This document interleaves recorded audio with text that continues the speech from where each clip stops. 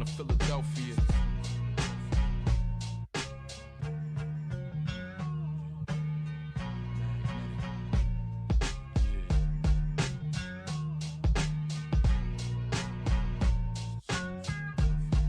It's the sound of Philadelphia.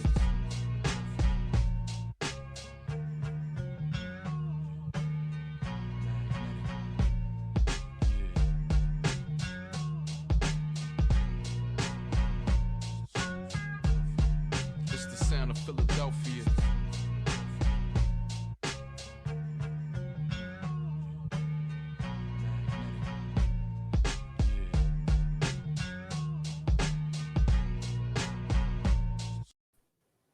Hello, ladies and gentlemen, and welcome to the Philly Blunt. My name's Johnny Goodtimes. I'm Reef. Yo, this is Greg. Sounding good, Greg. Yeah. This is Greg. Yeah, so we're back, baby. It's been Yeah. a I'm back. yeah. We took a couple months just to clear our heads a little bit, and here we are back in the in the building. We may or may not have. We're in mid-season form with having a maybe and not have a guest show up. It's like we haven't missed a beat.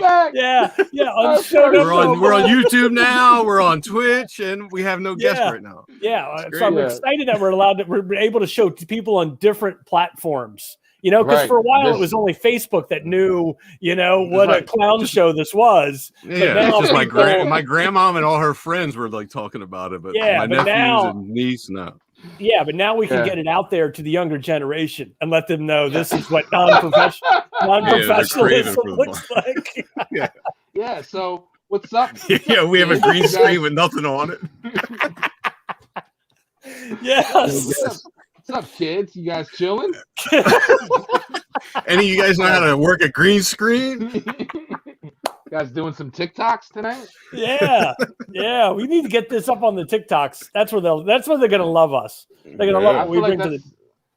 I feel like that's one place that I'm, I can't do it because my son and his friends are all on there doing the silly dances and like, I would feel creepy being as old as I am. You know what I mean?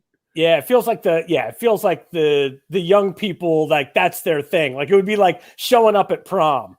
It's like Yeah, It's not like, as a chaperone. right, just as a dude who's like Right. cheering in the bleachers, and everybody's like, "Whose dad is that?" And they're like, "I don't know." It's like, what's up, guys? Yeah, you guys having a prom? Oh man. You guys Yeah. like Oh. dancing? You guys like the DJ tonight? Yeah, I mean it's like it's like their thing, and it's like I don't want to be snooping around their thing. Right. So it's Yeah. like I feel like okay, because it's so weird because like you listen to all these branding. I listen to like these different people with branding and everything, and they're like, oh yeah, you got to get your TikToks up, and I'm like, yeah, I can't. I'm like I'm trying to build a brand, but I don't think that's the route Right. I'm going here. Yeah, I don't Now think I'm Reef wants to picturing- be I'm seen picturing you with on TikTok dancing around.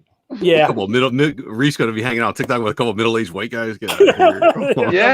Yeah. Yeah. I don't know. I It just feels started- like go ahead.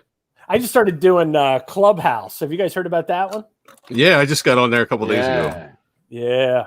Yeah. Is that any good? I hear like it's from a lot of people tell me it's like hell on earth.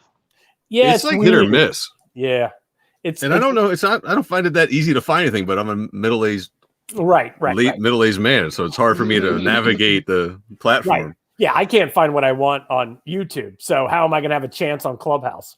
But like, Right. yeah, it's just it's really weird because it's like the whole idea is like FOMO, right? Like because it's not recorded, so it's not like you can go back and be like, oh, this guy's live at 11, but I'll listen at 1 because I got. It's like no, you either listen now or you don't get it, and they wipe the whole thing clean afterwards. So that's kind of the whole idea. Is like this sort of like fear of missing out thing where if you don't listen to the interview now, you're never going to hear it. And that's what's kind of driving it. And I'm like, I'm getting kind of old for that shit. Like, You know, when I was young, I was like, oh, I wish I was at the bar everybody's at. You know, now I'm like, look, if I can get to the bar at all, I don't want to be near anybody.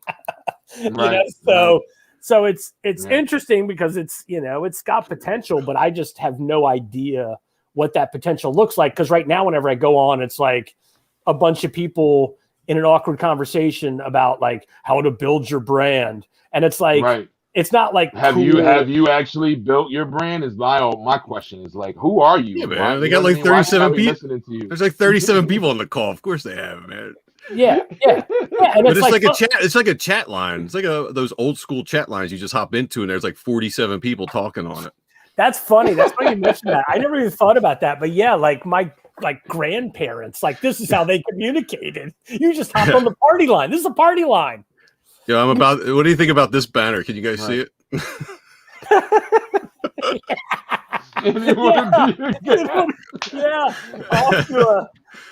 Feel free to volunteer in the comment section. Is this season 2? Technically, season 2, baby. Season 2 premiere already off to a disastrous start.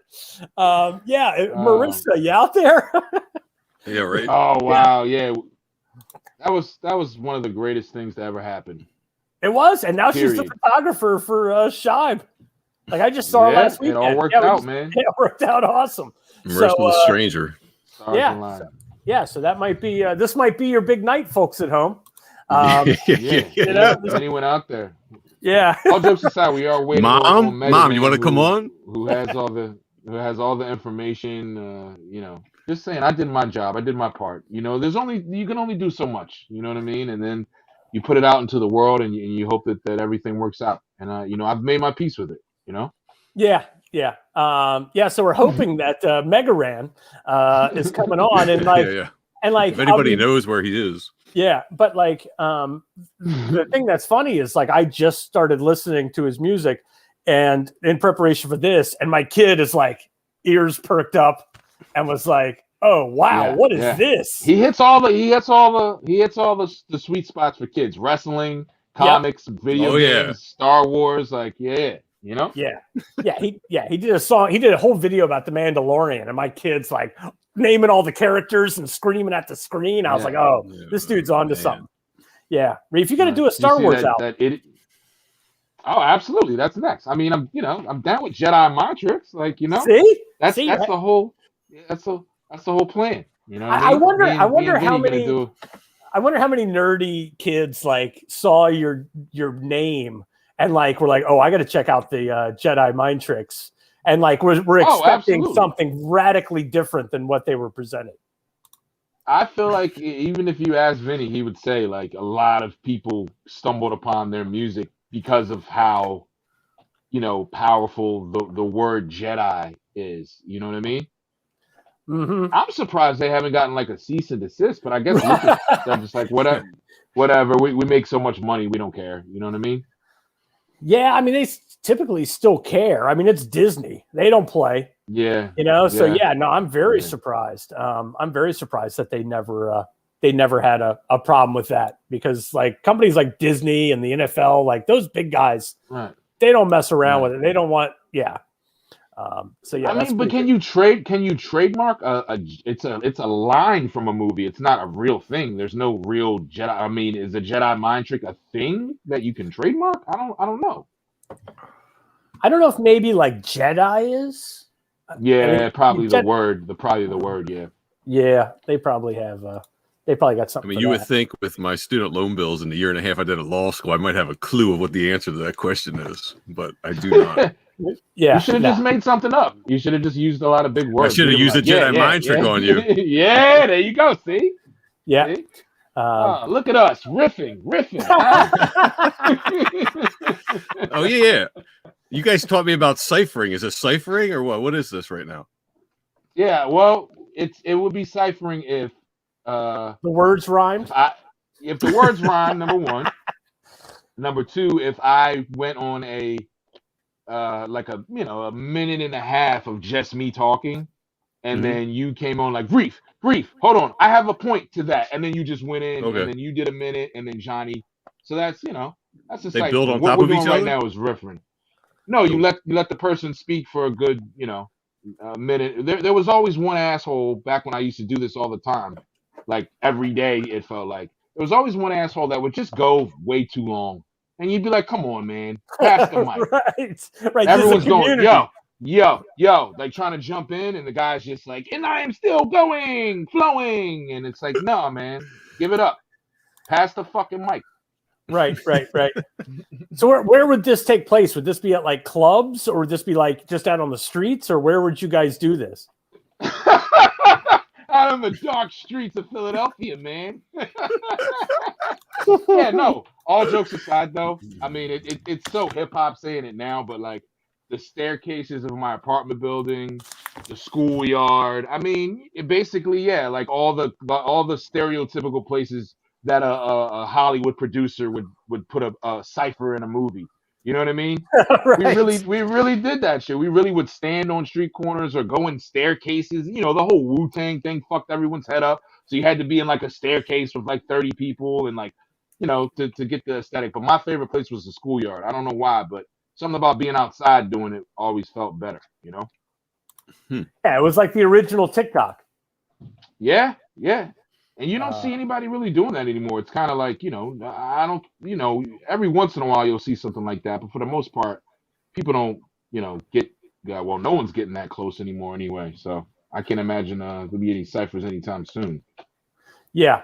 Man, I'm loving these banners. Yeah, I know. Yeah, like yeah, man. Yeah, like if you're watching from home, the show is shit. But man, look at this technology. Yeah, man. If you're like a rep for like Tito's Vodka, we can just do a whole Tito's Vodka scroll across the bottom. Oh yeah, God. Oh yeah. After this show, I think the sponsors are going to be rolling in. Yeah. Rock and Rye. Rolling in. I'd love a Tito sponsor, man. Yeah. That was my Super Bowl drink. I did Tito's with the ginger beer. I made probably the worst Moscow mules, but they were great to me because I love that drink now. I'm like hooked on that drink, man. It's such a good fucking drink. Do you have one of those glasses, those copper cups? Nah, so that also was a fail. I didn't know that part until the end. Like I'm like making it and I'm like looking on YouTube and the guy's like, and make sure you have one of these. I'm like, fuck. But it was still good. Yo, that is one of the things on TikTok. I follow this guy. He tells you how he's a bartender.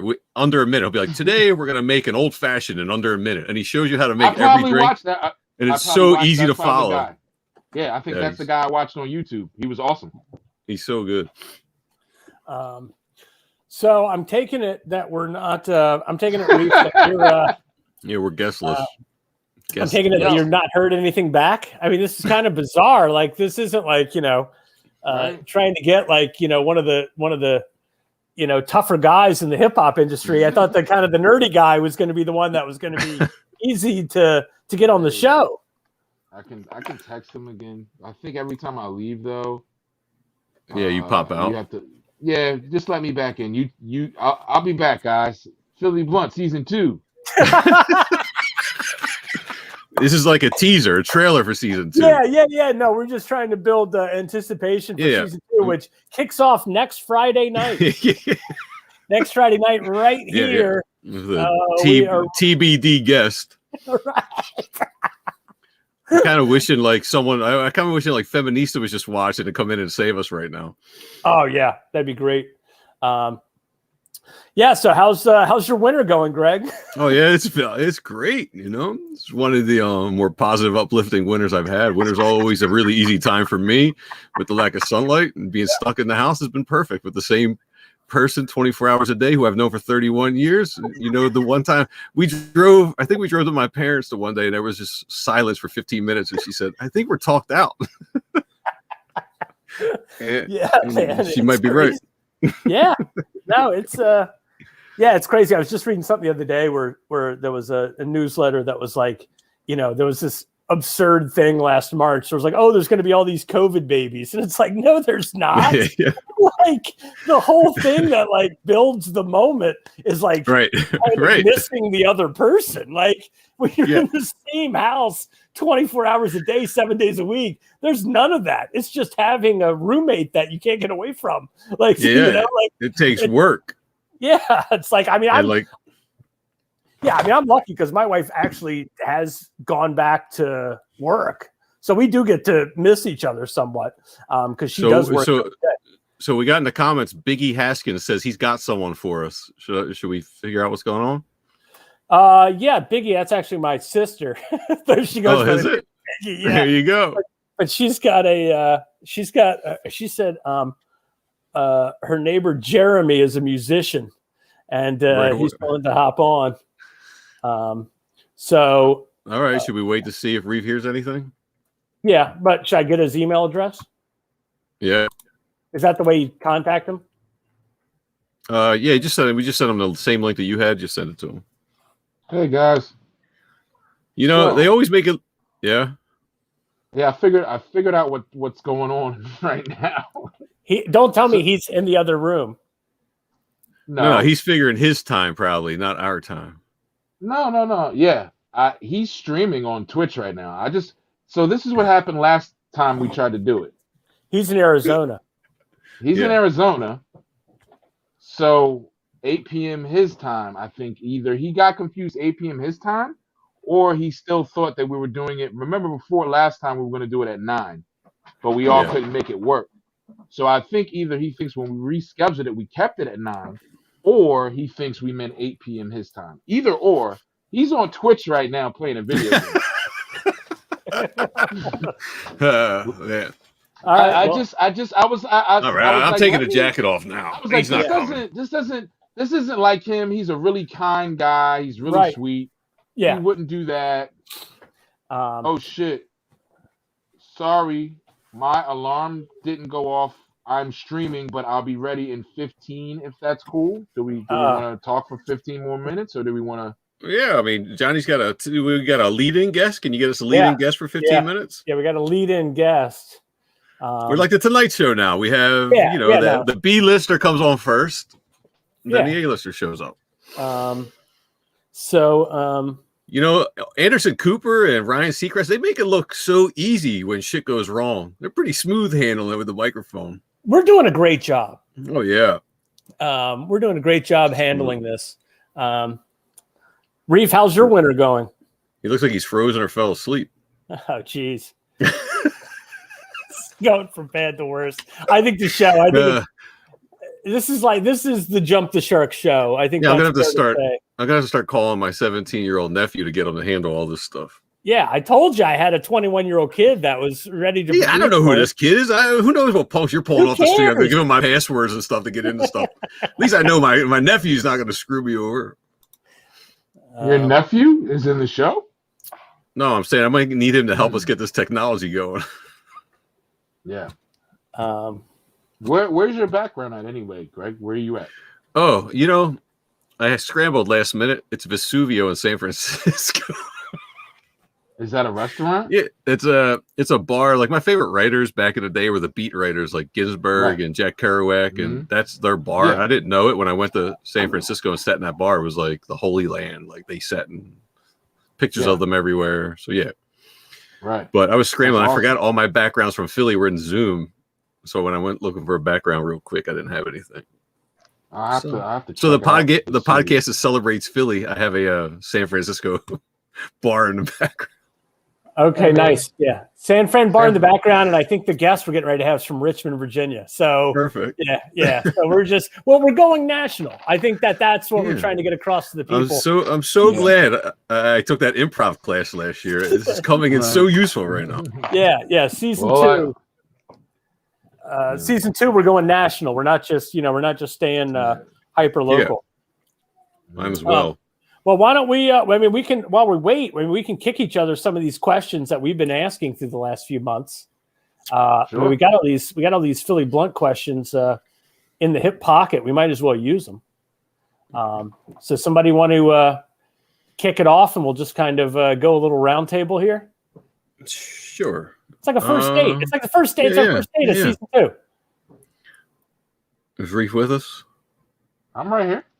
All right. Reef, what's something you find beautiful about Philadelphia? The food? It's hard now because nobody leaves their house. It's Philadelphia. It's like any other city on the planet at this point. Yeah, I don't know, man. I like that the Walgreens is around the corner. I don't have to get in my car. You know what I was thinking today? No, I was gonna say. I guess the. Yeah, I got nothing for that one, man. I feel bad. I really do. I didn't even realize the effect the pandemic had, because the first thing that came to my head was like your favorite trash man in the sanitation department. Like I find them so beautiful because if the trash doesn't get picked up for 2 days, everyone's losing their shit, and it's a mess on the streets with shit flying everywhere. So I love our sanitation department. I know they ain't the best. I know they put the recycling in with the regular stuff and all get rid of it at the same place, but I don't know.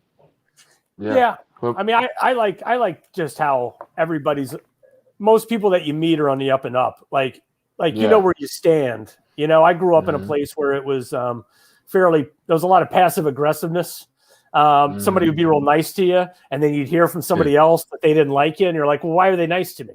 Like, I like that in Philly. If somebody doesn't like me, they're just not going to be nice to me. But that's the end of that relationship. It doesn't have to keep going anywhere. It's like, all right, I get it. And, we'll go our separate ways. There's a nice base level of anger here, too.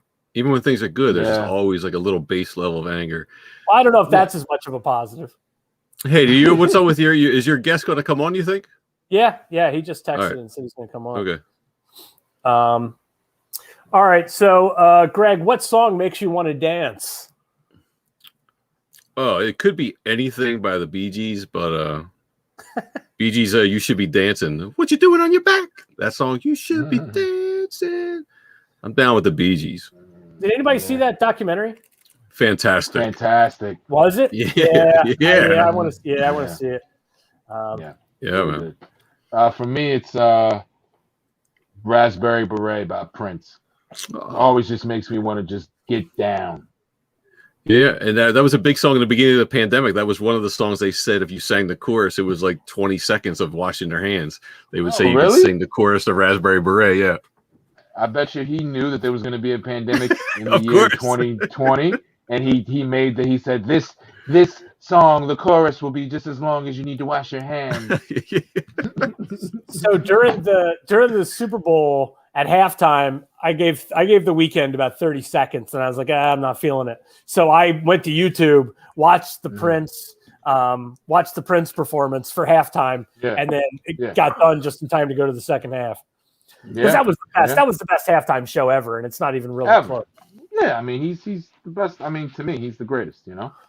Well, I mean, the thing to me, it's like the kind of the mark of a great performer is that it's the only Super Bowl it ever rained. And I feel like any other performer would have thrown a fit, like been like, I'm not going on. This is bullshit. I'm out of here. And like, he was like, oh, it's raining. Awesome. Like, like that's exactly what I wanted, and it's like, that's an artist to me. Like, the artist was like, I want to be the first one to ever do it in the rain. Like, that was, like that's the show he put on, which I thought was just really badass. Like, that was rock and roll. I don't think, and I don't think, I think a lot of, that's the thing about music, man, is like a lot of artists and people that we are a fan of, they're the closest thing that we have to like a lot of proof of a higher power. You can't tell me that a guy like that can literally just play every instrument self-taught, or even like a Lennon and McCartney. You know what I mean? Like, people have a divine order to like make great music, and it's refreshing to know that there are people out there that exist like that can just pick up an instrument and just destroy it. Destroy it. Yeah, he's so underrated because when I was a kid in the metal world, we'd always have like a Metal Edge or Hit Parader would put their best. You'd have to vote for like your best guitar player. Oh yeah, and there would be horrible guitar players on that list, but Prince was never on the list. Never, ever on that list. And looking back now as an adult, he shredded as a guitar player. Shredded. Yeah. All right, is it? Yeah. What do you got? My turn to ask you a question. Yep. My turn. Whose turn? What's the secret to making a relationship work? The classic. Well, being that I'm 31 years into a relationship, I feel like I'm the authority on this one. Yes, you are.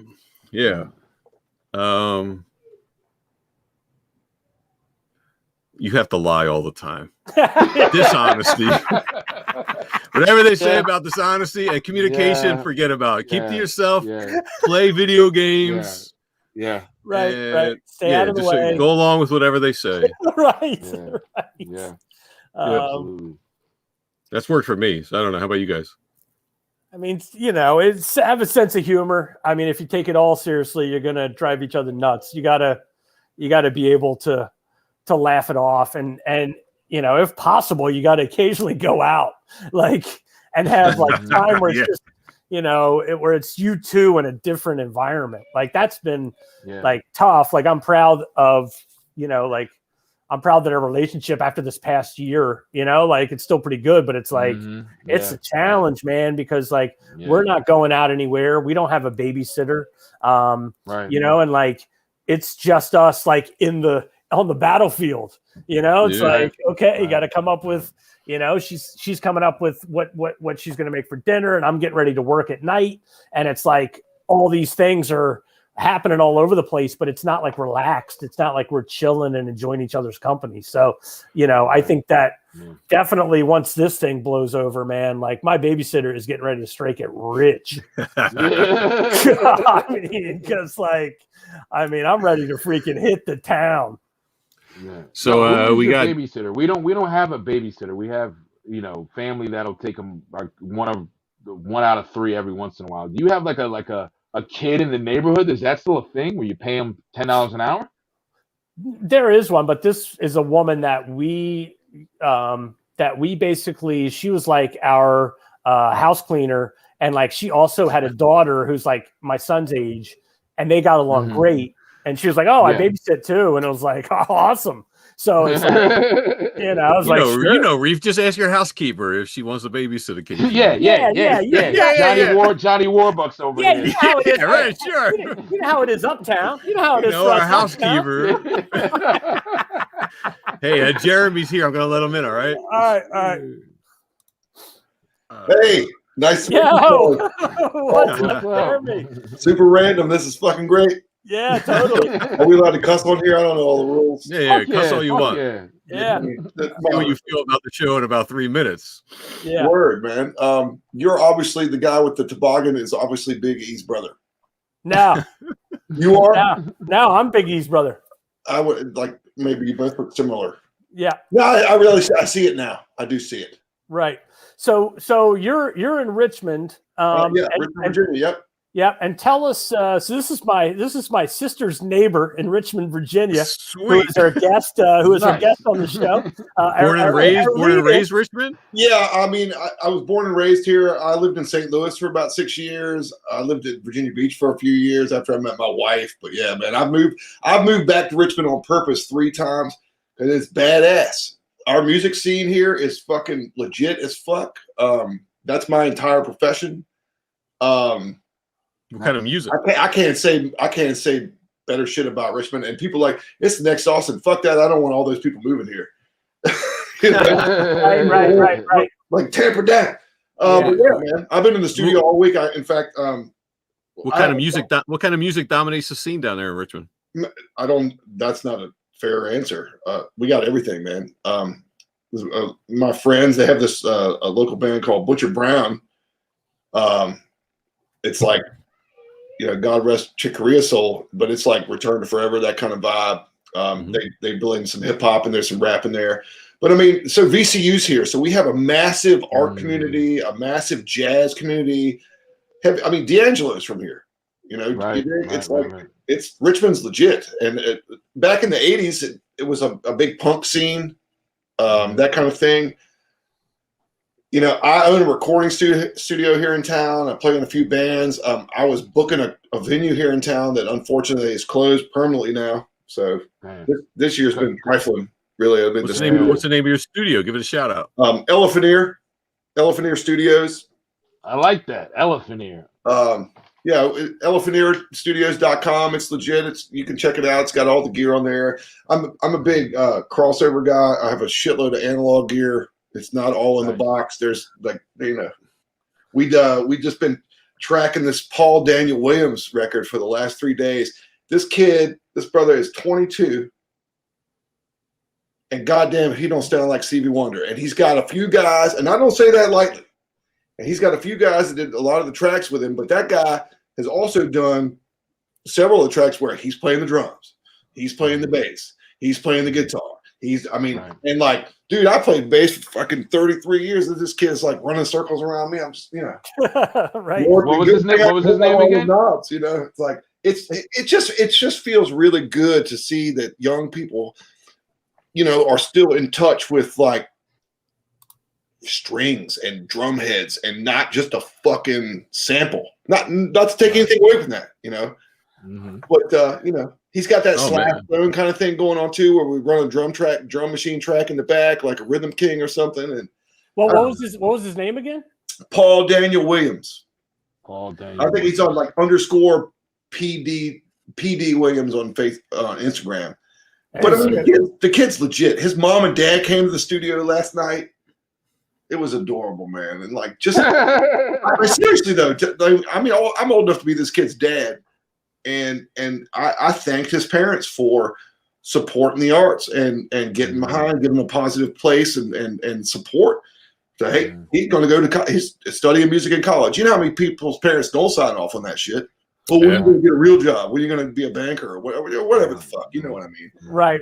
How's the studio been for you? Has it still been flowing, or has it slowed down a little bit? Lost cause. Yes, sir.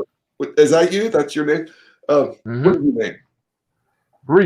Reef. I like that. Y'all, I'd like to have some of that clothing line. Really, it'd be all right. No, but like to be fair, man, the studio barely hung on during the pandemic. I was able to get a PPP loan, which basically paid the mortgage at the place.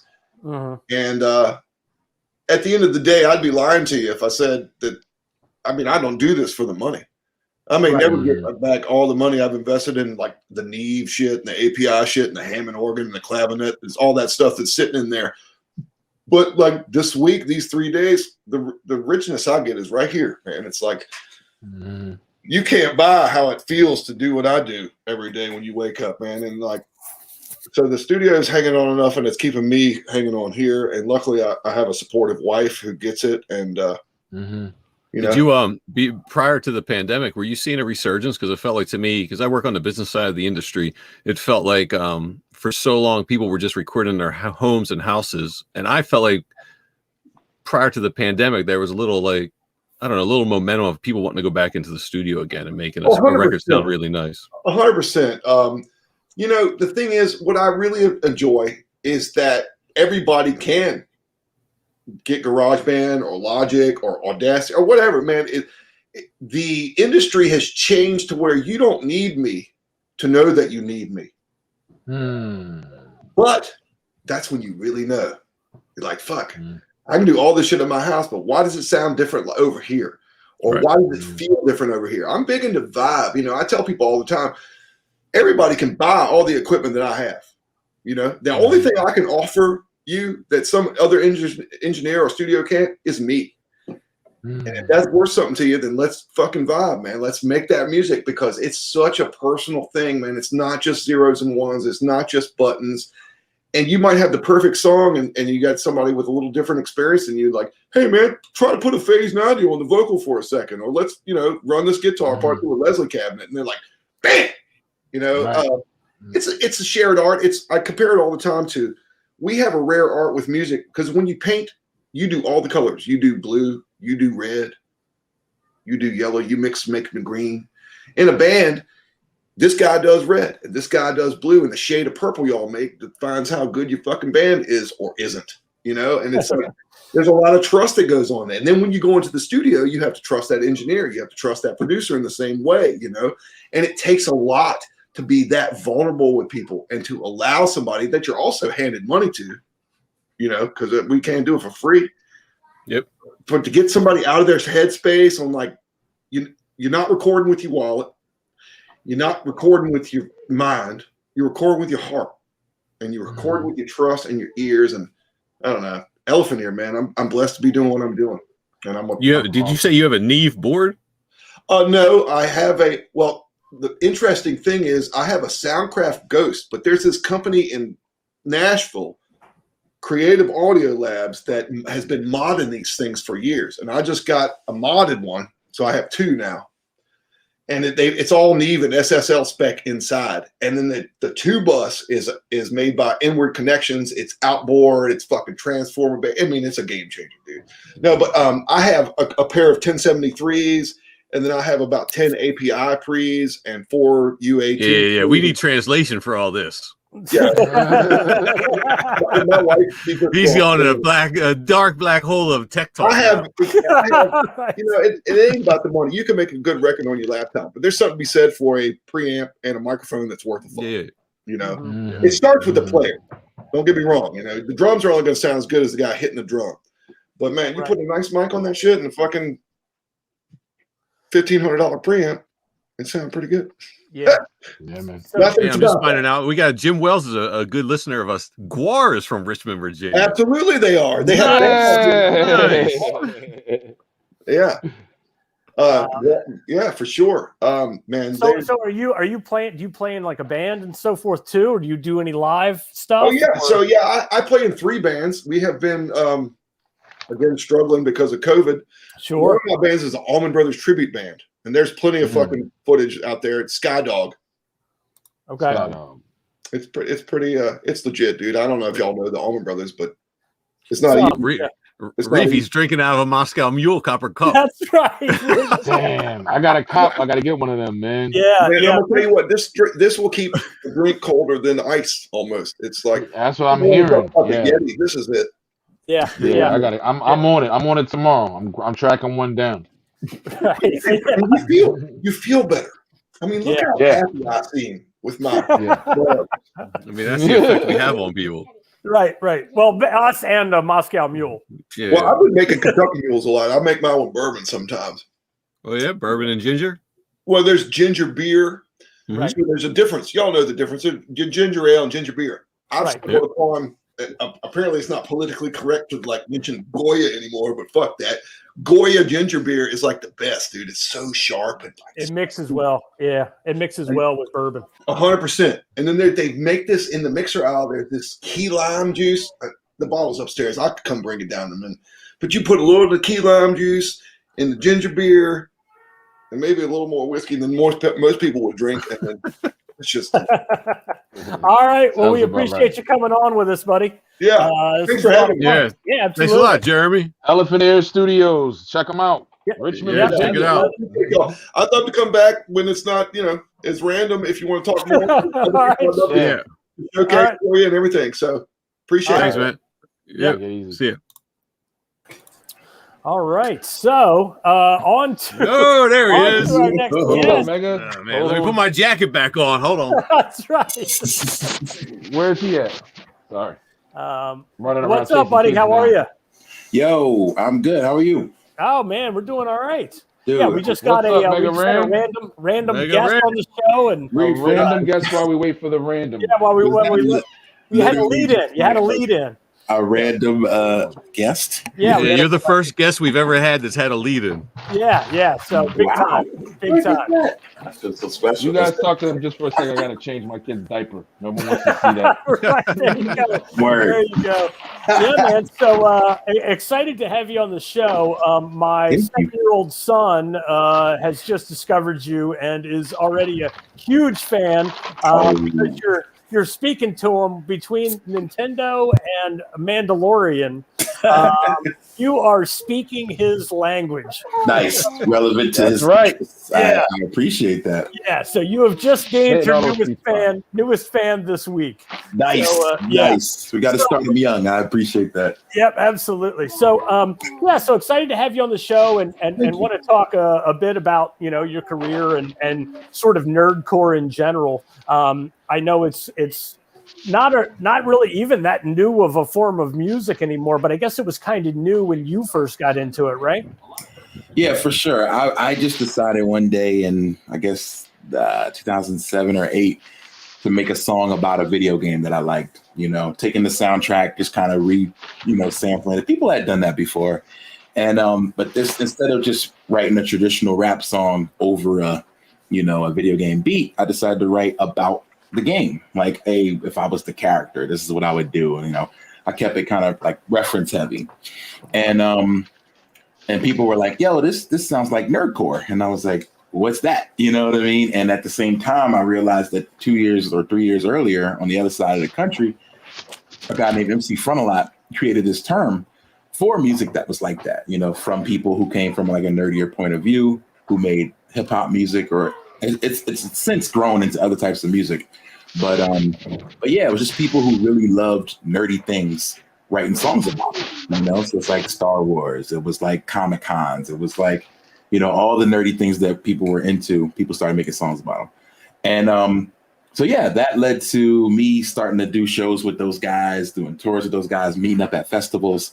And then we were like, hey, like, we should be rolling together. Like, this is all similar. So I noticed a lot of support in the scene, just like in the underground hip hop movement of, you know, maybe the early 2000s or so, where everybody was at the same shows, everybody's hanging out. So you wind up, you know, kind of becoming a crew, I guess. And but it just led to shows in like the most unorthodox places, you know, like conventions, you know. Right. Yeah. So you play Comic-Con, right? Oh yeah, absolutely. So were you at have you gone? Were you someone who went to Comic-Con before you performed it? No, I couldn't afford it. You know, like it was one. I was living in Philly. Now they pay you to go there. How about that? That's pretty wild. Like in the back of the comic books, you know, I remember they would always talk about like, oh, Comic-Con's coming. Stan Lee be like, see you all there, Excelsior, you know. And like, I ain't never gonna get to know Comic-Con. It's so this San Diego, you know. Describe the difference from. Yeah. I'm sorry. What's the difference if I'm stepping on you. What's the difference between if I go to see Reef in the crowd and a Comic-Con crowd? Like, it's got to be a special kind of crowd. There's probably going to be more fucking people in his. You know what? It's not that different once you start talking to the people and realizing, because I never forget, I tell the story all the time. I believe it was a show with Reef. I'm not even sure. It was in Philly, and I was on stage, and I was about to do a song, and one dude in the front, like Philly's hat, hoodie, Tim's, was like, yo, do the Mega Man joint. Do the Mega Man joint. I was like, all right, I'm gonna do the Mega Man joint. You know, so like I didn't realize at the time, I think it was like maybe we were over for like Sean Price or somebody like that. And I remember being like, you know, these crowds ain't that different. Like we all remember Nintendo and we all love hip hop. You know what I'm saying? So if you can make dope hip hop that references stuff that people remember, like you'll see similarities, you know. Like I go to underground rap shows all over the world and pull out a Game Boy and make a beat on it on stage, and people are like, yo, I had a Game Boy when I was young, you know what I'm saying? So like that's some of that stuff is universal, you know what I'm saying? So so it's not that different, you know. You might have more dudes like this, you know, but by the end, you know, they'll be like, all right. You know, right. So it would be different, but these people I think will still be into the same things. Yeah. Does it ever frustrate you because I've known you for a long time, and I know your catalog is deep and extensive, and you know it's not just the what people would title the nerdcore stuff. Does it frustrate you when people only seem to want that from you? Because I know for me, it's like whenever I try to step outside of something that's not telling everyone how I'm the lyrical miracle motherfucker, like they get, you know what I mean? They're like, yo, you need to be doing that, only that, and I only want to hear that always. Does that frustrate you, or you like, yo, fucking cut the check? You know, I wouldn't say it frustrates me. There are times where I guess I wish that there would, but like people wouldn't necessarily like judge it by the same like merits. You know what I'm saying? I'd be like, yo, man, I really killed that verse. Like, talk about how I killed it, and then like. Right. I just like the beat, you know what I'm saying? And then you're like, well, okay.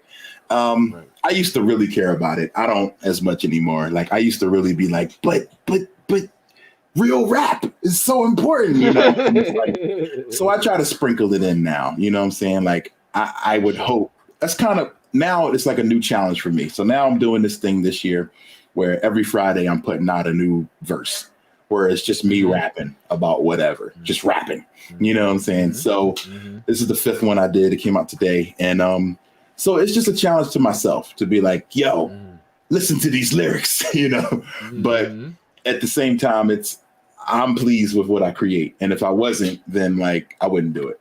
So that's really what it comes down to. But yeah, like there's times to be like, man, I wish that people would judge this on the same scale and not look at it like, you in that other thing. It's like, it's like, is it rap or is it not rap? Like I would like to be judged on if the music is good or bad, and not, you talk about a thing that I understand, so therefore, I rock with you, So, Got you. I'm happy to be wanted for something. I'll never forget there was an interview with Richard Roundtree, who plays Shaft, and and he was like, yo, I can't like get another job because everybody wants me to be Shaft. Like he was so frustrated. He was talking to his dad about like, everybody just thinks I'm just Shaft. I see people, I'm walking down the street, everybody's like Shaft, Shaft, Shaft, and he was telling his dad he was so frustrated. And his dad was like, do they know you?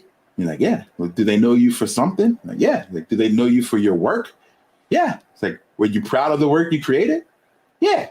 It's like, all right, then, what are you worried about? There's a million people who walk the street that nobody knows, and they don't know nothing about. So why not be happy, especially if it's something you're proud of? If it's something you just threw out and you was like, man, whatever, and then it becomes your biggest thing, you'll probably hate that. Right. So can I? What? Go ahead, Greg. What was it about Mega Man, the game? Yo, the game. First of all, the music was just so dope. Like I love the music in Mega Man. When I remember renting it because again couldn't afford it. These games were like $50, $60, and we're 5th, 6th graders, and so we would have our Blockbuster night on Fridays, and we go grab a couple of games. And I love Mega Man because you're playing the game, you're sitting there, and then you have to pause to go get up and fix a sandwich or do the dishes. Boop, you hit pause. But Mega Man, the music would keep going after you paused. So the music is still in your head. It's still looping. It's still. And then I come back to the TV and I'm like, yo, that's kind of dope. You know what I mean? Like, it's in my head, from the moment I start playing to after I stop. So I started loving the music so much that I had this little kid recorder and I sat it down by the TV, like right in front, and I would hit record and record the music. And then I'd go to school with it in my Walkman. So one side was like my favorite rap tapes or whatever, and the other side was like Mega Man themes. And that's just what I did, because I just thought they were so cool. So that's what it was. And also the game, like the gameplay style, like Mega Man is this game, this little blue dude, he runs left and right, shooting bad guys. But when he beats a boss character, like an enemy character, he gets their ability. You know what I'm saying? So I always thought like, yo, that's so ill. Like imagine like a rap battle where like you beat that person, then you got their style, and you get to use their style against the next guy, or right. So it made me think like versatility, So it was just, to me, it all stuck with me because the game was fun, the music was dope, and the concept was something I hadn't seen before. So that was how it was. Right. Wait, now you talked about this in a different interview that I thought was interesting, which was the big difference between being a nerd in the 80s and being a nerd today. Like how it was like back then being a nerd was like kind of a tough thing. Like you got bullied for being a nerd. Like a nerd today, like every kid's playing video games. Every kid wants to be a programmer because that's where all the money is. Like the money is. Nerds in the world right now. So it's different. But back then, man, it wasn't easy. Like you had to either know how to fight or know how to run if you really loved like nerdy things. Well, which one was you? Man, I was the third. I was the jokester because then I could joke my way out of a situation. He would be like, "Yo, man, you reading that old corny nerdy stuff?" And I'll just start making jokes and I'm just a big nerd, saying just be like, "Hey, you funny, boy." So all right, I'm gonna let you slide, So yeah, I was the jokester. I would like impersonate people and just make fun of myself or whatever at just to, kind of loosen the tension in situations. And but yeah, it's different. I don't want to I hate to be that crotchety old man, like, man, in my day it was, it was easy, but but yeah, like it really was different, man. Like some of the kids on the block would be like, oh, that's the nerd gang over there, like the 3 or 4 of us who would play video games. But then when they would, get stuck on the level, they'd be like, hey, yo, hey, Rod, like, tell me how to get through that stage. Tell me how to beat Mike Tyson, So it came in handy, but yeah, Right. it was different, man. Like, it was a different time. But everybody's nerdy about something. I even think back to those times when I was in the games. I was also into basketball cards. I was into X-Men comic books. I could tell you Penny Hardaway's points per game average his first 3 seasons. You know what I mean? Like, that's how much I was into that stuff. Later, people are into sneakers, people are into fashion, people are into hairstyles and everything else. So being a nerd just means you're passionate. So that's really what it is. So I think we've taken a lot of the sting out of that word, which is dope, because now kids are skateboarding, they're watching anime, they're rapping, they're doing everything, Everything. When back in the day, it was like, nah, y'all kids go do that, and these kids will do this. No, these kids are into everything. Right. And I've seen the evolution of kind of nerdcore now, where like it's kind of cool now. Like these dudes are like with anime rapping, but with swag, what I'm saying, for lack of a better term. It's just these guys are comfortable, they're cool, and they're doing it at a level that might, if you just listen at first glance, you might think it was, Drake or somebody, you know what I'm saying? Right. So it's, I've seen the evolution for sure of the term. And I wrote some songs about it, just being like, oh man, it was so tough, but I think it's dope. These kids can be their full true self.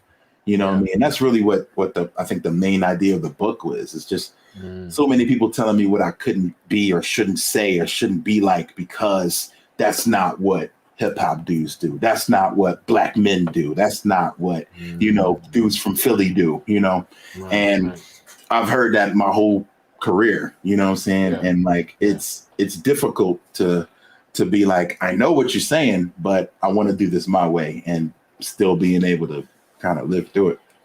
Yeah. You touched on growing up in Philly. I believe you grew up in like West Oak Lane, Mount Airy, right? West Oak Lane, yes. Yeah, what was it like growing up there? Because I always say that section of the city is my favorite part of the city that I know nothing about. Every time I go up there, I'm just like, yo, it's fucking gorgeous up here. Like, I feel like I'm in a different, you know what I mean? Like, that's how I feel all my friends that are from there, they're all like I don't know, decent people. Like, you know what I mean? Like, like, you know what I mean? Like, I just feel like I feel like West Oak Lane, Mount Airy is the hidden gem of area of the city. I do. It's beautiful. It really is. Like, and I didn't realize it really growing up until I saw other parts of the city, and I was like, man, like, we tried to pretend we were in the hood, but it wasn't. I would compare it to North or West, and I'd be like, no, we got like more space. We got backyards. We got, like, right. No, it's pretty nice. But we would, we didn't want people, because people thought like, because it's barely in the city. You know what I mean? Like it's the last thing you see. Every neighborhood wants everyone to think their neighborhood is the toughest. You know what I mean? Right. Exactly. Yeah. So it's barely in the city. Like, you know what I mean? Like, try rolling around Queen Village late at night, Reef. Yeah. Oh, is that how it goes down? Yeah. The sun goes down in Queen Village. Yeah. Sometimes I'll go just hang out on the 19th corner, 19th and Bainbridge, and I'll just be like, "You want trouble? Yeah. You got an eye problem? Huh? You go to UArts? What do you work at the hospital? you think you're tougher than me? Oh gosh. So yeah, it was nice. It was very nice. Everybody knew each other. I think most of the families there were middle class, I would say. But there was always kids who wanted to be a little bit cooler and tougher, so they would get into things. But yeah, for the most part, it was a nice area, and I love it up there. I really do. Like, when I come back home and see people, it's changing a lot, and the whole city is, but like, it's really cool to see that, a lot of the core values of that place have been intact. I did a lot of research of West Oak Lane for the book, and just talking about how like it became like a place for middle class Black people, like in, I don't remember the year, but it was just a really interesting like transition of that area. But but yeah, it's a great place. It's home, you know. And but yeah, we of course, you know, we've seen our, you know, fair share of nonsense, but you know, for the most part, it's a really pretty part of town, and I think most of the people there, you know, they're not too many low lifes. You know? Yeah. Decent people. What? Yeah. So what made you transition and head out to Phoenix? Man, well, you know, I had sold so many drugs that it was time for me. You were on the run. I had to get on the run, you know. I knew it. I knew it. Cool G Rap made this song of On the Run, Brother on the Run. That was about me. Yeah. Just a brother on the run. So, nah, man, honestly, I was teaching in Philly and I was loving that. But man, I just got to a point where I felt like I needed to change, like for my own sanity, for the sake of my music, my like everything, you know. The weather was getting on my nerves.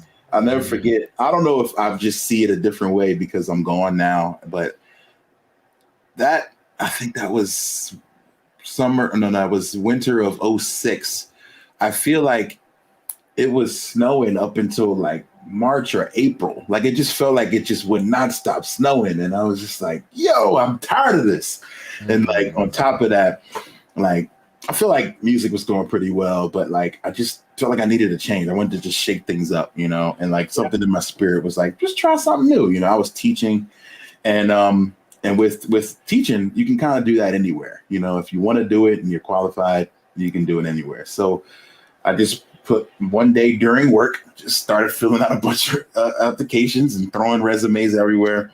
Let's just see what happens. And it was between like North Carolina, like Miami, Vegas, and Phoenix. And I was like, well, I had never been to Phoenix. It was like the one place I'd never been to. And I was like, well, no snow. All right, we'll just give it. You know what I mean? Like, we'll give it a go. If it don't work, I'll come back in a year. It'll be all good. And I don't think my mom even believed I was going to go. You know, it was just like, whatever, you know, and I'm just packing up the car, selling stuff, you know, to get the money to go. And she's like, yeah, whatever. And I was like, no, I'm really going, Mom. Like, right.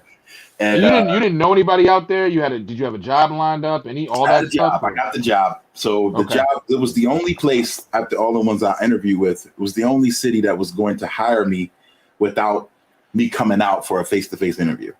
You know, we had a phone interview, I killed it, and they were like, we want you.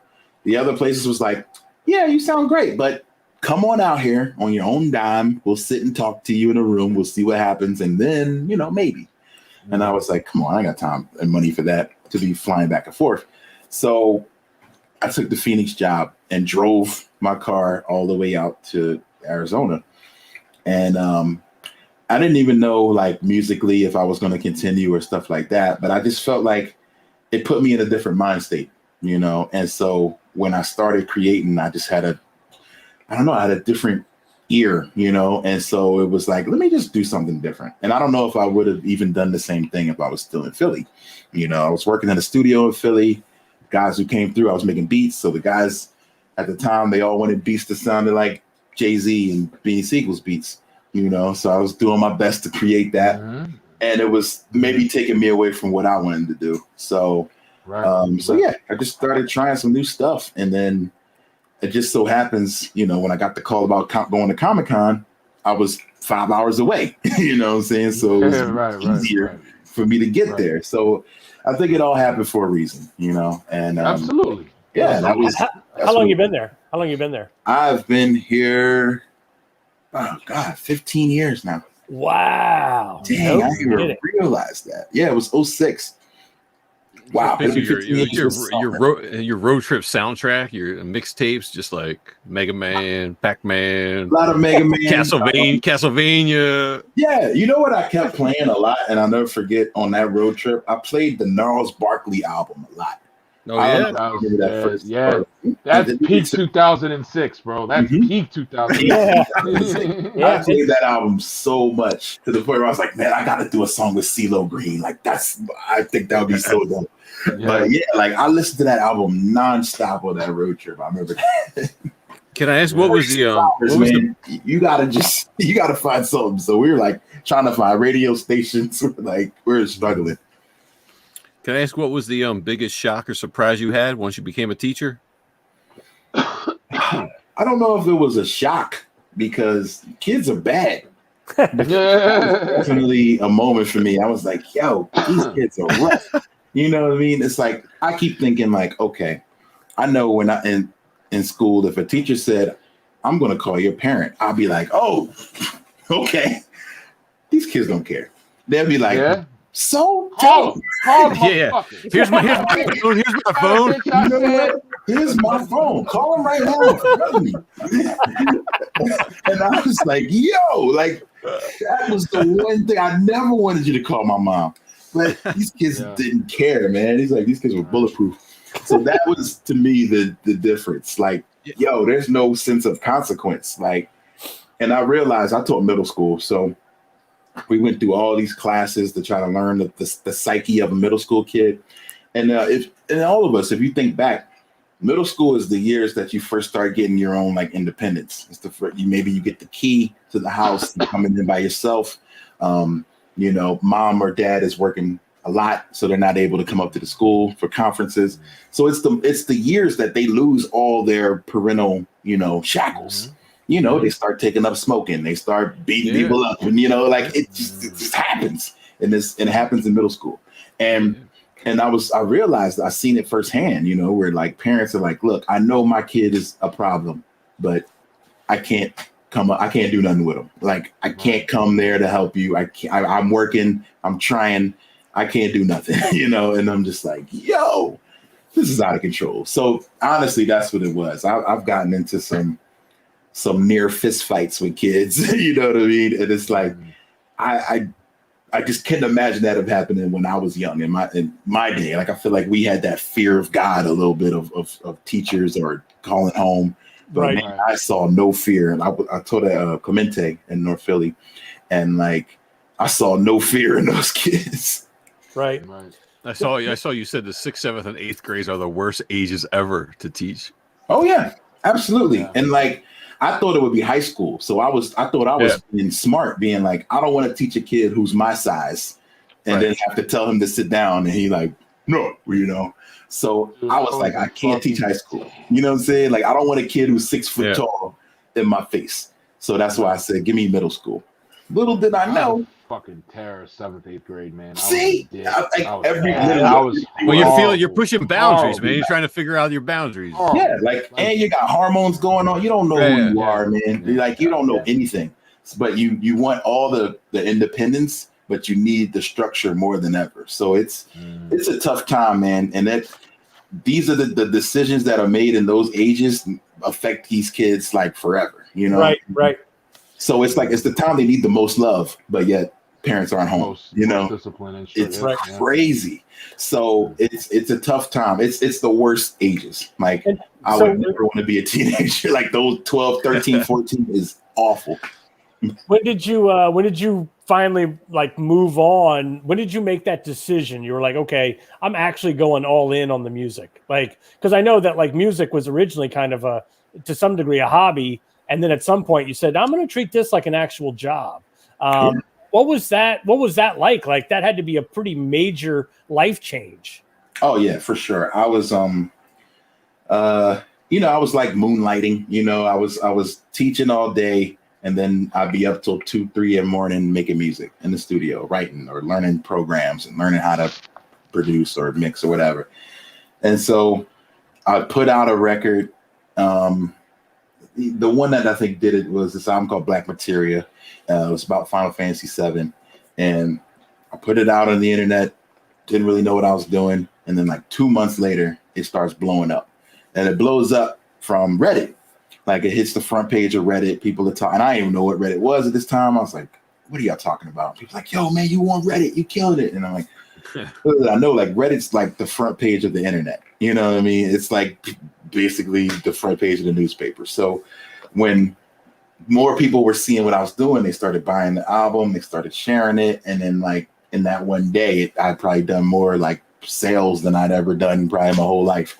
And beautiful. So I'm getting all these texts from people while I'm teaching, and they're like, yo, are you seeing this? Yo, you're blowing up. Yo, you over here, you over there. And I'm like, whatever, man. I got to deal with these kids. Like, I ain't trying to hear that. So by the end of that day, the album was like number like 18 on the iTunes charts or something like that. It was like maybe like got to like top 10 or something. And I had never had anything do that. And I was like, oh, wow. And next to me, I never forget, on the rap chart, next to me was Lil Wayne and Kanye West. And I was wow. I was like, I bet you they don't have day jobs. So that's what I said. I was like, all right, if it works for Wayne and Kanye, then I'm doing this. So that's the day I decided, like, all right, I'm gonna quit this job. So I put in a 2 weeks notice and was like, I don't know what I'm gonna do next, but I'm gonna figure it out. But at that time, I was getting more offers to do gigs, like to fly around and do shows. I did more shows in New York after I left Philly than before. How it goes, man. That's how it goes. You know, so I'm like, yo, you want me to come to New York? Like, I don't live down the block no more, you know? So, yeah, I had to travel a lot. And my principal was like, yo, you know, you can't be missing this many days. Like, we're gonna have to dock you and whatever. And so I realized, like, to be the best teacher I wanted to be, I wasn't going to be able to be there to do that. So I was like, these kids need structure. I just got finished telling y'all how much structure these kids need. So I'm like, I can't be popping in and out. I can't be missing a day every week or telling them I'm chasing the rap dream.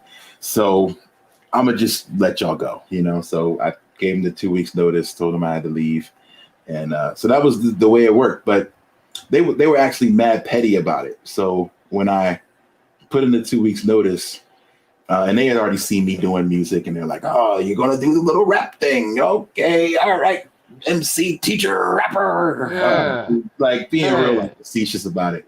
And right. Because the kids liked me more than they liked them. You know what I mean? They're like, well, they were hating that you weren't dead inside and still had a dream. That's what it was. You know what I mean? Exactly. You experience that a lot when when you have a dream. Everyone around you will not always support your dream, and sometimes they'll resent you for not being dead inside and having goals. So yeah, man, they were like, okay. And so on the day that I put in the 2 weeks notice, at the end of that day, he was like, my principal's like, all right, well, have a good day, Mr. Jarbo, and I'm leaving. He's like, oh yeah, wait, I got to tell you something. I got your letter of resignation. I appreciate that. I have a paper for you. So this paper is just you recognizing that. Remember that day last week or 2 weeks ago where you took a day off, and I had to like dock you or whatever, like just some paperwork. And I was like, all right, okay, I signed the paper. And then the paper underneath it was a termination letter. And he's like, all right, so I have to terminate you and that's effective today. And I was like, wait, what? I just resigned. What are you talking about? And he's like, yeah, sorry, man. Hey, it's just the way it goes. I was like, wait, what? Like, this was the most petty. It was like, it's like being in a relationship. It's like, oh, you can't quit me. I quit you first. Right. Like, yeah. Damn, that's messed up. And so I'm like, yo, I better be sure about this because this is a wrap. And dude was like, yeah, I'm sorry. It's just the way it goes. We're gonna get a head start on getting a new teacher in, and you can get a head start on chasing your dream. Good luck.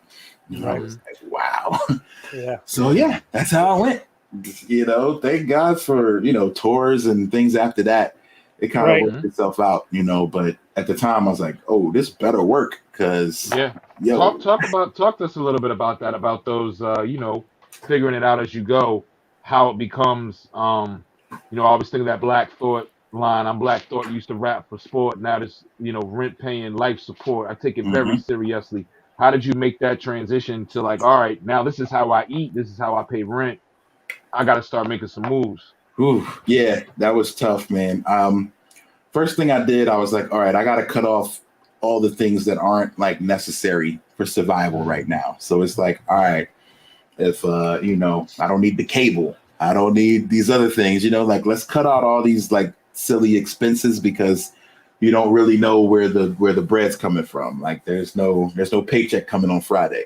So mainly for me first, it was just cutting a lot of like unnecessary stuff out. And it's like, let me just live off the basics and do what I can. And honestly, it just made me work triple hard. You know, I was just like, okay, I'm gonna do this then.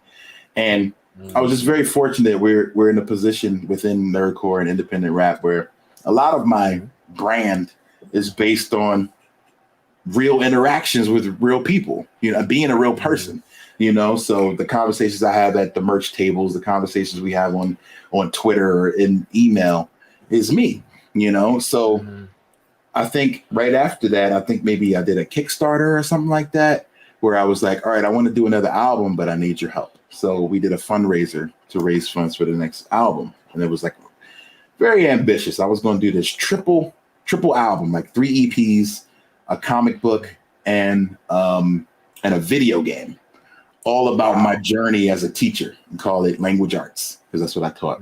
So I was like, all right, but if we get $3,000 to do this, we can make this happen. And then at the end, it's like a 30-day campaign.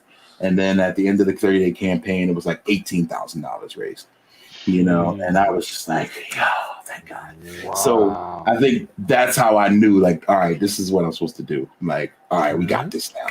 And so I was able to, you know, put money aside and make smart decisions. And of course, that made my eyes get wide, like, oh, well, we can make this better than ever. Like, yo, let's go get better production and better, you know, this and more of that. And, you know, so it made me, of course, spend more, but it let me know that, all right, there's a foundation of people who want to see me win. So that I think that helped me out a lot. But yeah, you got to make them tough decisions. You're like, okay, do I eat? Or do I go to the studio? You know, right. All the homies are like, yo, we going to the bar. We about to, you know, and I'm like, all right, I can't go to the bar. Or the new sneakers come out and I'm like, I can't do it. That's me. I like nice stuff. So I like nice sneakers. You know, I'm still like, I have to fight myself every day on that, where I'm like, you don't need to make this purpose. We ain't even going nowhere. Like, why? You know, right. I still have to fight that stuff. It's like, oh man, you know, back then, like jerseys was popping. I'm like, I want the new jersey. I want the new, you know, and having to make the tough decisions to be like, I'm just gonna live beneath my means to get the job done. Right, sure. Right. So I'm wondering about, like, this past year. Obviously, the gigs all dried up. Nobody's doing any music. So how have you made that transition? What have been the changes that you've made in the last year? Because obviously, from a career standpoint, I'm sure a lot of your income was performing at shows, and that's 100% gone. So what was that change like for you? How did you change with the things that all of us have been through this year? Oh man, yeah, that was rough. Especially, I think when it first happened, like I was about to have like one of my best like months ever, you know, and that's kind of always how it goes. It's like, oh man, I finally like stand up for myself with this one event, South by Southwest, and I'm like, wow, yeah. I'm not going to South by Southwest unless you're paying me. I've been there 5 times. I'm not playing this game, and so I was like, I'm not going. And of course, one gig comes through, pays a whole lot. Another gig comes through, pays a whole lot. Another guy's like, hey, do you DJ? I was like, well, I'm dabbling. Okay, we want you to DJ a party. Another gig comes. So I was about to get a really good month. And then it's like, nope, gone. So for me, it put me into survival mode, which went back to the beginning. I was like, all right, well, you got to work super hard and do the thing you do. So with me, like, again, engagement and talking to folks is just such a big part of what I do. So we have a little Discord, which is like kind of like a little group of folks who we all just kind of talk. So I had always been wanting to get streaming going more consistently in my, you know, time on Twitch. You know, I was like, I've been meaning to do it. So it's time to give that more of an effort. So if I'm practicing DJing, all right, I could turn the camera on, and now people can talk to me. I can talk to them. They can make requests. They can tip or whatever, you know. So those became my gigs. It's like, all right, well, once a month I'm going to do a live stream gig from the house, you know. See, I got the green screen up and everything, you know. So it just fast forwarded a lot of stuff that I've been meaning to do, you know. Like I've been meaning to learn OBS and all these other programs. I've been meaning to get heavy on my Twitch game and been meaning to practice DJing more. And you've been meaning to write this book, get this book out. The book, most importantly, yeah. I was like, though the book's been kind of, you know, I've been dabbling for 5-6 years. And that's like, I wouldn't have got it done if it wasn't for the pandemic, you know, because I started being like, okay. Tell us a little bit. Yeah, like a Tell us chapter. a little bit more about the book and what it's all about. Yeah. Thank you, man. So the book is called Dream Master. It is like a memoir. It starts with my early life and kind of moves into a very important moment. It ends at an important moment when I got a Guinness World Record for like the songs that I was creating or whatever, like having the most songs about a game on YouTube or something. So the journey from people being like, yo, you can't rap about that. You can't do these things. You can't be sounding like that. You can't be doing that. And then to someone to be like, you do this thing more than anybody. So here you go, you know? So yeah, it was just like, I just felt like through all the conversations I'd had at shows with artists, with friends, with, you know, fans, I realized that a lot of our stories are similar, even if we come from different places. And, you know, so yeah, it was like, I feel like it was important to tell my story, you know, the ups and the downs, not just like the wins, but like the losses, you know? And so I always like to hear that stuff from my heroes. So I was like, you know, maybe somebody will be interested in this, you know? So yeah, it helped me having this time, because now I could like, all right, I got homework. I got to finish a chapter every week. I got to get an editor. I got to get them to talk about it.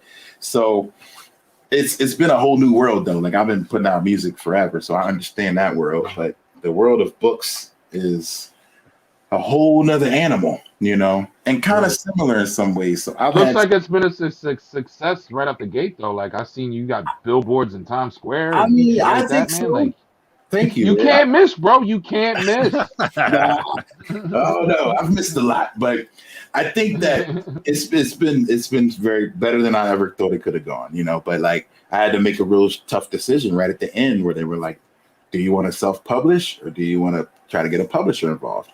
And it's like, I don't know, what's the difference? So I start talking to people who have published books. I start interviewing with publishers, and they're like, yo, it's pros and cons to everything. You know, do you want control? Then you self-publish. If you don't, but you want the Times, you know, New York Times bestseller list, you got to, you know, play the game a little bit.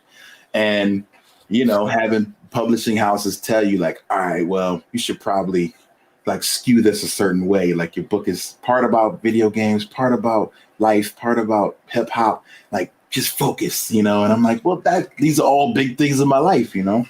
And people being like, well, you know, it's an African-American story of success, and those are hot right now. So let's do it, you know? And I'm like, oh, that feels kind of icky. Like, you know, so man, like, it's literally like, these are the weird conversations I've had with people. Like, oh my God, African-American literature is so hot right now. Like, you got to do this and you know? So I was like, I'm gonna just do it my way. Like this literally how this whole life has gone, this whole career. So it's like, I'm gonna just do it my way. I'm gonna feed it to the people that I want to feed it to.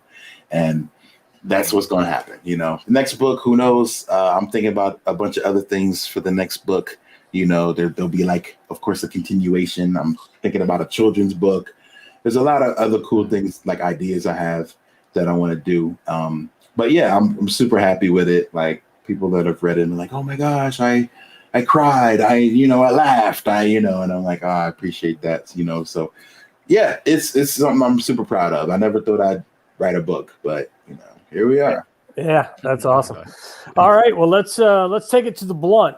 This is going to be rapid fire questions, rapid fire answers, and I'll kick it off. You just wrote a book. I want to know, what's a book that you read that had a major impact on you?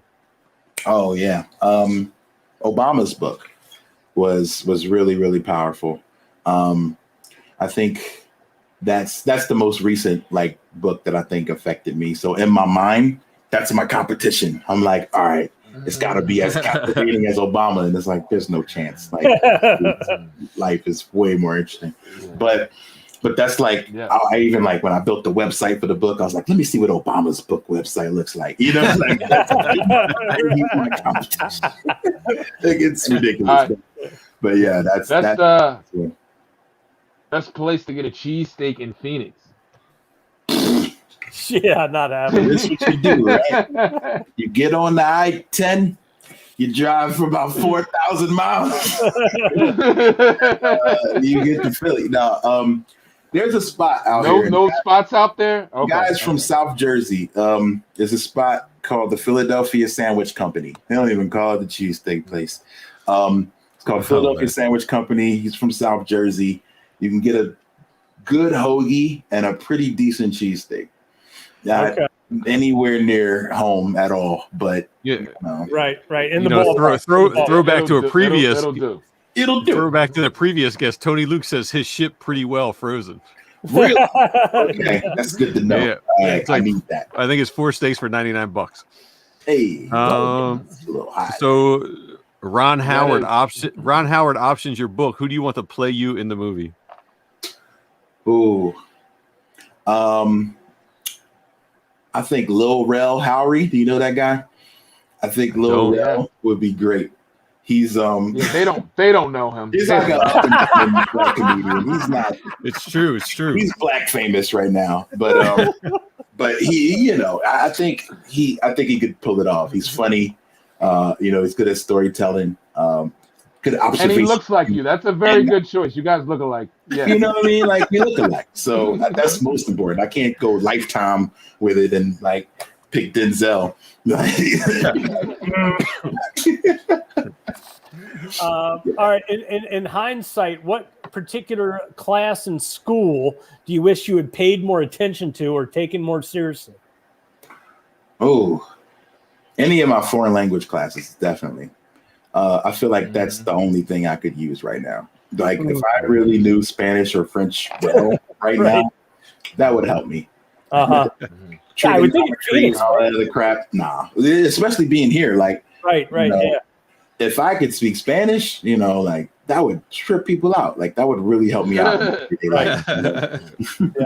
And I think it would help me to pick up other languages. Like I want to learn Japanese and all these other things. But I think if I would have really studied the way language works, then I maybe could have picked up some other stuff too. Yeah. Do you regret beefing with Alex Trebek, or do you hope he burns in hell? Yo. I'm gonna take B there. No. No, man. We didn't have a beef. We just had a thing. It was fun. You wrote a diss record about him. That's beef, bro. I mean, I just defended my people. That's all. I felt like we needed defending. We get picked on a lot. Like nerds get picked on a lot. I don't know if it was, which is so funny because like his whole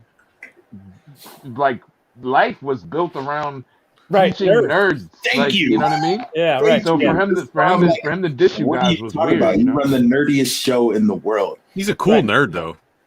He's pretty cool. Like I can't front. Like me and my wife watch Jeopardy every night before bed, and it's like when he passed, like that really hurt me. I was just like, oh my god, Wait, what time is Jeopardy on out there? It's like 6:30, 7 o'clock out here.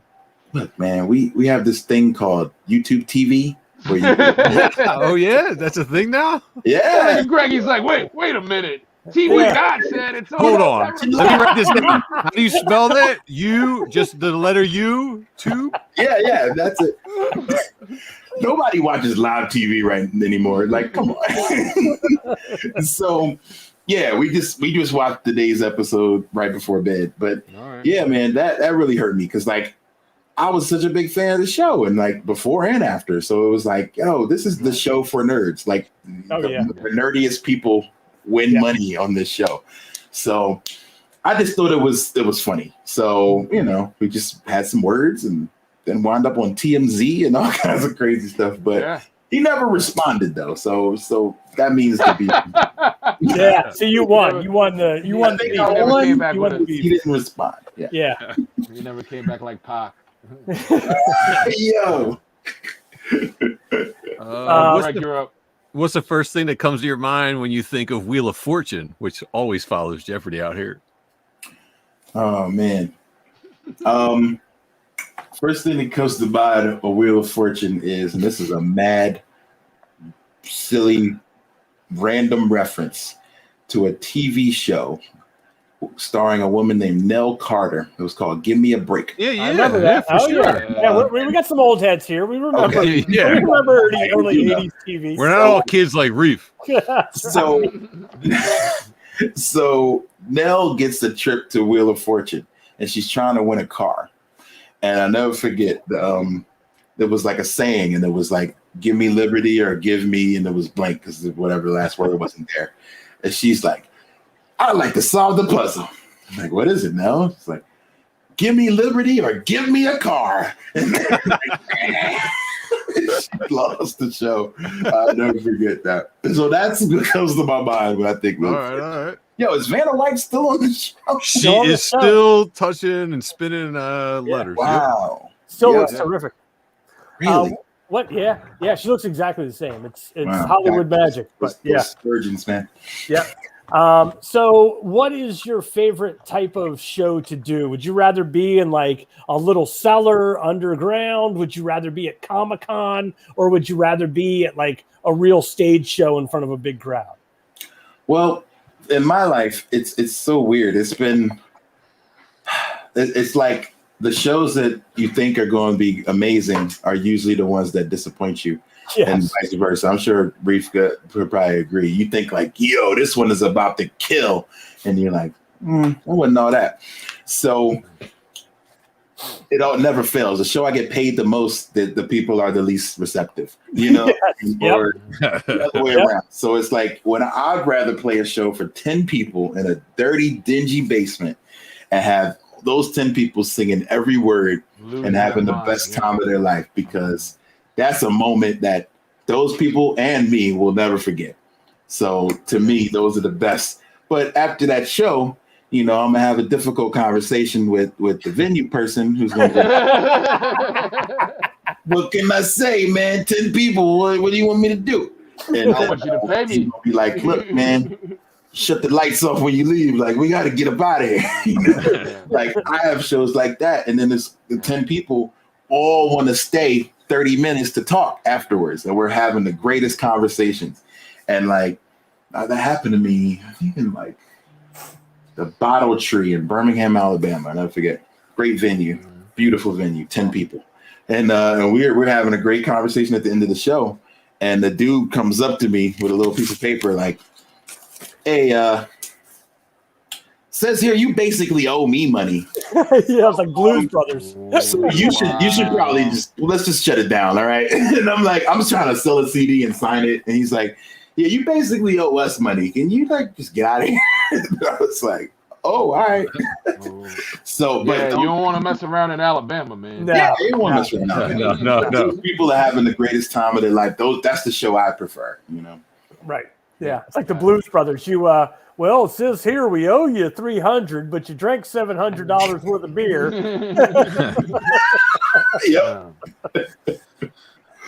So this is the last question from me. It's one that I usually end on. You're a married man. What's the secret to making a relationship work? But this is gonna sound corny, but it's the truth. Communication, by far. Have the conversation, whether it's easy or difficult. You think it's going to be difficult. You don't want to hear the argument. You don't want to hear their mouth. Have the conversation, or you'll regret it later. So that's really it, man. Communication. Our marriage counselor told me, he's like, most people think that marriage is a 50-50 partnership. Like you gotta, you bring your half, they bring their half home, And he's like, no, it's not. It's 100% from you and 100% from her.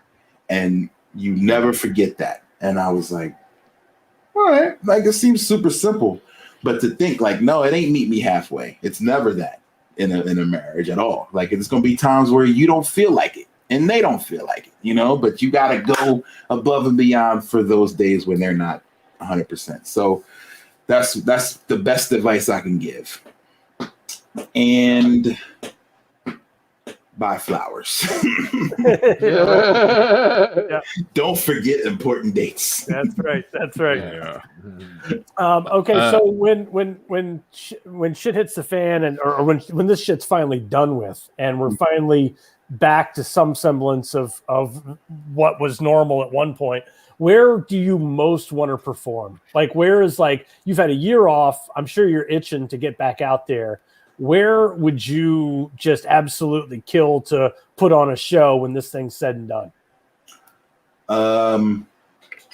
Japan. I think I want to go back to Japan, like for sure. Like Tokyo is super fun for me. It's not always even like the super big shows, but it's just like the passionate people, you know, the great vibes out there, the great sights, the good food. Like, yeah, I think that's where I want to be the most. Like, I want to rock a show in Japan when this is over.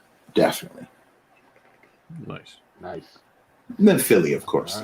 Right. Of course. Yeah. Of course. Yeah, of course. All right, man. All right. Well, the book is Dream Master, From the Stoop to the Stage to the Stars, and just came out. And definitely grab yourself a copy. Mega Ran, anywhere in particular you recommend people pick up the book? You can get it anywhere. I sold out of my personal copies, but I just got some more in the mail. But my website, dreammasterbook.com, which I based off Obama's site, it has a list of all the places you can get it. So what I try to do is I try to highlight independent bookstores or Black-owned bookstores first, and then at the bottom is Amazon. So it's like you can go to Amazon. They're probably going to ship faster, and it might even be the cheapest option. So that's fine. So if you go to Amazon, I would say just make sure you leave a review. But that's like where I make the least money. But it's the biggest marketplace in the world, so I understand. Right. But try to support an independent bookstore if you can. There's Black and Nobel in Philly on the list. There's at least one I've found in like every state. So I've tried my best to list them on the site. So yeah, just go and grab it, and yeah, you won't be sorry. Nice. All right, brother. Thank you so much. Thanks, for your Mega time, Ran. man. Appreciate you. No doubt. Thanks, y'all. Thanks, buddy. Take it easy. All right. Peace.